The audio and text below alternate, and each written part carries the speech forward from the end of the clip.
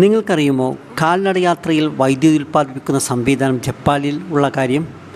ജപ്പാനിലെ റെയിൽവേ സ്റ്റേഷനുകളിലാണ് കാൽനടയാത്രക്കാരുടെ ചവിട്ടിൽ നിന്ന് വൈദ്യുതി ഉൽപ്പാദിപ്പിക്കുന്ന ടൈൽസുകൾ സ്ഥാപിച്ചിട്ടുള്ളത്. ജപ്പാനിലെ ടോക്കിയോ സ്റ്റേഷനിലും അതുപോലെ ഷിബുയ സ്റ്റേഷനിലും ആണ് ഇത്തരം ടൈൽസുകൾ സ്ഥാപിച്ചിട്ടുള്ളത്.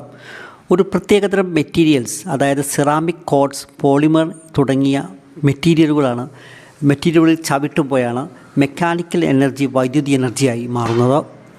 സ്റ്റേഷനുകളിൽ യാത്രക്കാർ നടന്നു പോകുന്ന സ്ഥലങ്ങളിൽ എക്സ്ലേറ്റർ, പ്രവേശന കവാടം, അതുപോലെ സ്റ്റേഷനിൽ തന്നെ തിരക്കേറിയ സ്ഥലങ്ങൾ എന്നിവിടങ്ങളിലാണ് ഇത്തരം ടൈൽസുകൾ സ്ഥാപിച്ചിട്ടുള്ളത്. ഒരാൾ ഒരു ചുവട് വെച്ചാൽ ചെറിയ അളവിലുള്ള വൈദ്യുതി ഇവിടെ ഉൽപ്പാദിപ്പിക്കപ്പെടും. അങ്ങനെയാണെങ്കിൽ ഒരേ സമയം ആയിരക്കണക്കിന് ആളുകൾ നടക്കുമ്പോൾ കൂടുതൽ വൈദ്യുതി ഉൽപ്പാദിപ്പിക്കാനാവും. നവീനമായ പുനരുപയോഗിക്കാവുന്ന ഒരു വൈദ്യുതി ഉറവിടമാണിത്. 2008 ഷിബുയ സ്റ്റേഷനിൽ ഈ പരീക്ഷണം ജപ്പാൻ നടത്തിയത്.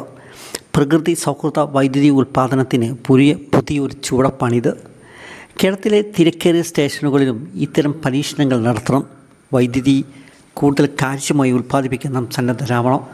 ജപ്പാനും ചൈനയും ഇത്തരം എനർജി ഉൽപ്പാദനത്തിൽ നമ്മളെക്കാളും എത്രയോ മുന്നിലാണ്. സത്യം പറഞ്ഞാൽ നമ്മൾ ഇനിയും ഒരുപാട് മുന്നോട്ട് പോകാനുണ്ട്.